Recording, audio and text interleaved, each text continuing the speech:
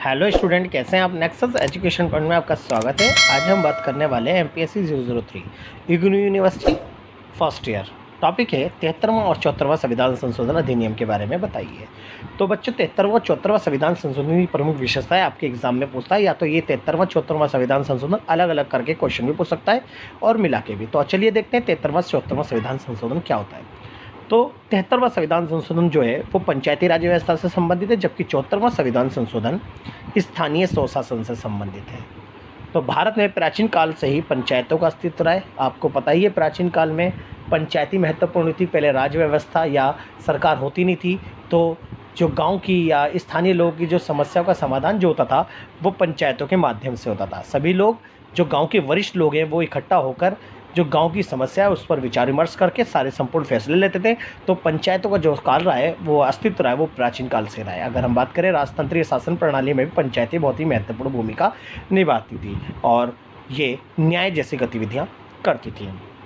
और जब इन पंचायतों में अधिकतर जो लोग होते थे वो वरिष्ठ सदस्य होते थे, इस व्यवस्था के कारण ही प्राचीन भारत को ग्रामीण गणराज्य कहा जाता है। 1952 में सामुदायिक विकास योजना आरंभ की गई और इसके पश्चात पंचायती राज्य व्यवस्था की स्थापना की गई। भारत के पंचायती राज्य व्यवस्था के मार्ग में निम्नलिखित समस्याएं हैं। पहली समस्या जनता अशिक्षित है। पंचायती राज व्यवस्था हमने जब 1952 में लागू की गई थी, उसके बाद संपूर्ण भारत में एक एक करके ये पंचायती राज व्यवस्था लागू कर दी गई। इसकी पंचायती राज व्यवस्था की सबसे बड़ी समस्या थी, वहाँ की जनता जो है गाँवों की, वो जनता अशिक्षित व अज्ञान है। यहाँ पर आय के पर्याप्त साधन है अपर्याप्त, क्योंकि यहाँ पर लोगों के पास साधन ही नहीं है कमाने के, तो इसलिए यहाँ की जो समस्या है वो बहुत ही ज़्यादा डेंजर है। पंचायती राज व्यवस्था में त्रिस्तरीय ढांचे का पूरी तरह लागू ना हो पाना, क्योंकि यहाँ पर पंचायतें बनी हुई थी और जो त्रिस्तरीय ढांचा है वो लागू नहीं था। तो पंचायत में केवल एक ही थी, 3 स्तर की एक पंचायत बना दिया गया था और पंचायती संपूर्ण फैसले लेती थी, लेकिन ये जो पंचायती असफल होती जा रही थी और ये अपना काम सही से कर नहीं पाती थी। ग्राम पंचायतों पर विशेष वर्गों का प्रभुत्व, क्योंकि गाँवों के अगर ग्राम पंचायत की बात करें तो गांव के जो वरिष्ठ जमींदार लोग होते थे ना, पंचायतों पर उन्हीं की चलती थी और पंचायतों में अपने हितों के लिए वो सारे काम करवा लेते थे। इसलिए पंचायतों पर जो समाज के जो शक्तिशाली और प्रभुत्व यानी पूंजीपति वर्ग था, उनका ही अधिकार होता था। फिर सरकार का अनावश्यक हस्तक्षेप तथा नियंत्रण, यहाँ पर सरकार का अनावश्यक हस्तक्षेप होता था और नियंत्रण पाया जाता था, जिससे पंचायती राज व्यवस्था की प्रमुख समस्या बनी रही। अब बात करते हैं 73वां संविधान संशोधन। पंचायती राज व्यवस्था को लंबी बहस के बाद अनुच्छेद 40 के तहत ग्रामीण स्थानीय संस्था शासन को इकाई के रूप में स्वीकार किया गया। राज्य गांव पंचायत गठित करने के कदम उठाए गए। इसके अलावा इसकी जिम्मेदारियों के अनुसार अधिकतर प्राप्त करने को लंबी बहस के बाद संविधान में शामिल किया गया। जून 1951 में पीवी नरसिम्हा राव की अल्पमत सरकार ने सत्ता संभाली।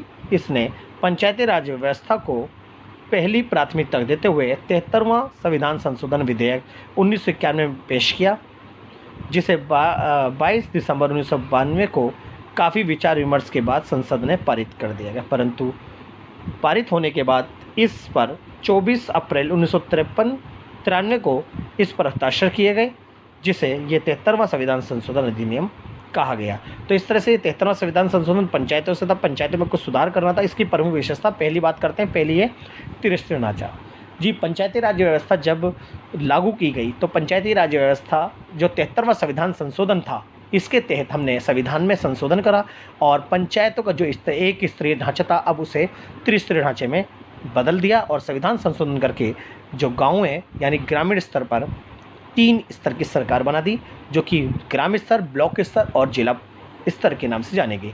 ग्राम स्तर पर 3 संस्थाएं बनाई गई, ग्राम सभा, ग्राम पंचायत, न्याय पंचायत, जबकि ब्लॉक स्तर पर ब्लॉक समिति और जबकि जिला स्तर पर जिला परिषद का गठन किया गया। इस तरह से हमने यहाँ पर पदों की वरीयता बनाई और पंचायतों में त्रिस्तरीय ढांचे को स्वीकार किया गया। दूसरा था आरक्षण। पहले प्राचीन काल में अगर हम बात करें, प्रारंभ में पंचायतों में गाँव के जो पूंजीपति शक्तिशाली वर्ग था उनका अधिकार होता था। इसलिए पंचायती राज व्यवस्था में ना तो महिलाओं की भागीदारी होती थी, ना समाज के निम्न वर्गों की। इसलिए यहाँ जो बहुमत था वो केवल विशेष वर्गों का था। इसलिए यहाँ पर महिलाओं की भागीदारी और निम्न जाति SC/ST की भागीदारी के लिए यहाँ पर आरक्षण की व्यवस्था की गई और आरक्षण के आधार पर यहाँ पर पंचायती राज व्यवस्था को कुशल बनाया गया। नेक्स्ट निश्चित कार्यकाल। जब 73वां संविधान संशोधन रखने से पहले यहाँ पर पंचायतों को कोई कार्यकाल निश्चित नहीं था। पंचायतें 10-10 साल 9-9 साल चलती रहती थी, लेकिन इसका कार्यकाल था ही नहीं। लेकिन अब संविधान में संशोधन किया गया 73वें में, इसके अंतर्गत भारतीय पंचायती राज व्यवस्थाओं का कार्यकाल 5 वर्ष निश्चित कर दिया गया। अगर किसी कारणवश इन्हें भंग कर दिया गया तो 6 माह के अंदर चुनाव कराना आवश्यक होगा। फिर अनुदान की व्यवस्था, प्रारंभ में इस पंचायती राज व्यवस्था जब लागू की गई थी 52 में, तो इनके लिए अनुदान की व्यवस्था नहीं थी, तो पंचायतों के पास आर्थिक शक्ति नहीं थी। लेकिन जब 73वां संविधान संशोधन करा गया, बलवंत राय मेहता समिति की सिफारिशों पर इनको अनुदान की व्यवस्था की गई और इस व्यवस्था के अंतर्गत वित्त आयोग की सिफारिश पर होगी, जिससे पंचायतें अधिक आत्मनिर्भर और कुशल हो सकेगी और इसकी व्यवस्था अब इसकी ऊपर वाली संस्थाओं से आय प्राप्त होगी। तो अनुदान की व्यवस्था की गई। फिर चुनाव आयोग का गठन, प्रारंभ में जब 73वां संविधान संशोधन से पूर्व तो पंचायतों का कोई चुनाव नहीं होता था, इसलिए उसका पर जो समाज के जो प्रभुत्व वर्ग थे उनका ही अधिकार होता था। तो यहाँ पर चुनाव आयोग का गठन किया गया 73वां संविधान संशोधन के अंतर्गत, और ये कहा गया कि पंचायतों के प्रत्येक जो चुनाव होंगे वो चुनाव आयोग के द्वारा किए जाएंगे। पंचायतों के चुनाव को संपन्न कराया जाएगा। इस प्रकार पंचायतों के चुनाव विश्वसनीयता को सुनिश्चित कर दिया गया और एक चुनाव आयोग की व्यवस्था की गई और चुनाव आयोग के द्वारा पंचायतों के चुनाव को सुनिश्चित किया गया। अब नेक्स्ट है 11वीं अनुसूची, पंचायती राज व्यवस्था को कुशल और काफ़ी प्रभावशाली बनाने के लिए 11वीं अनुसूची का गठन किया गया। हमारे भारतीय संविधान में कुल 12 अनुसूचियाँ हैं, जिसमें 11वीं अनुसूची जो है वो पंचायती राज व्यवस्था से संबंधित है। इस अधिनियम में ये व्यवस्था की गई कि राज्य में गणित चुनाव आयुक्त पंचायतों के चुनाव को संपन्न कराएगा। इस प्रकार पंचायतों के चुनाव की विश्वसनीयता को सुनिश्चित कर दिया गया। तो यहाँ पर पंचायती राज व्यवस्था को और भी प्रभावशाली बना दिया गया।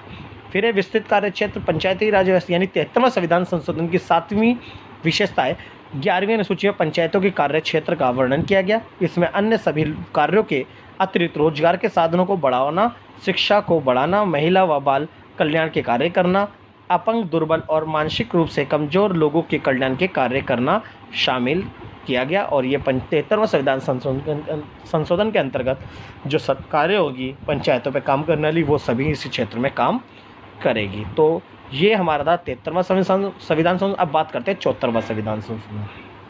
तो बच्चों, जैसा मैंने आपको बताया, पंचायती राज व्यवस्था 73वां संविधान संशोधन के बारे में बात की गई और 74वां संविधान संशोधन जो है वो स्थानीय स्वशासन से संबंधित है। 74वां संविधान संशोधन नगर पालिकाओं से संबंधित है। इसके द्वारा संविधान के भाग 9 के अनुच्छेद 243 एवं 12वीं अनुसूची का प्रावधान संशोधन की मुख्य बातें जो इस प्रकार है। देखते हैं 74वां संविधान संशोधन क्या था। पहला, नगर पालिका 3 प्रकार की होगी। ये 74वां संविधान संशोधन करके हमने संविधान के अंतर्गत ये व्यवस्था की गई कि नगर पालिका 3 प्रकार की होगी। नगर पंचायत ऐसा ग्रामीण क्षेत्र में परिवर्तित हो रहा है। दूसरा, नगर परिषद छोटे नगर के क्षेत्र के लिए, जबकि नगर निगम बड़े नगर क्षेत्र के लिए बनाई जाएगी। इन संस्थाओं में महिलाओं के लिए 1/3 भाग स्थान आरक्षण किया गया, क्योंकि स्थानीय स्वशासन के अंतर्गत महिलाओं की भागीदारी नहीं थी। अब महिलाओं को भागीदारी बनाने के लिए 1/3 भाग सीटें आरक्षित की गई। SC ST के लिए आरक्षण की व्यवस्था की गई उनके अनुपात में, जबकि नगरीय संस्थाओं का कार्यकाल 5 वर्ष होगा। यानी पहले कार्यकाल निश्चित नहीं था, लेकिन अब बोल दिया गया है स्थानीय स्वशासन में जितनी भी समितियाँ होगी उनका कार्यकाल 5 वर्ष होगा। विघटन की स्थिति में 6 माह के अंदर चुनाव कराना ज़रूरी होगा। नेक्स्ट है, नगर निगम की स्थापना सर्वप्रथम मद्रास में 1687 ईस्वी में की गई थी। नेक्स्ट है, लोकसभा आम चुनाव अपना राज्य विधानसभा चुनाव में किन्हीं 4 अथवा अधिक राज्यों में कुल मत डाले गए वैध मतों का 6% प्राप्त करना जरूरी होगा। लोकसभा में 2% सीटें हों, तो यहाँ पर मान्यता दी गई। तो ये हमारा 74वां संविधान संशोधन अधिनियम का, तो इन दोनों अधिनियमों को अच्छे से कर लीजिएगा। अगर आप हमारे चैनल पर नए हैं तो हमारे चैनल को सब्सक्राइब करें, लाइक करें, कमेंट शेयर करना ना भूलें।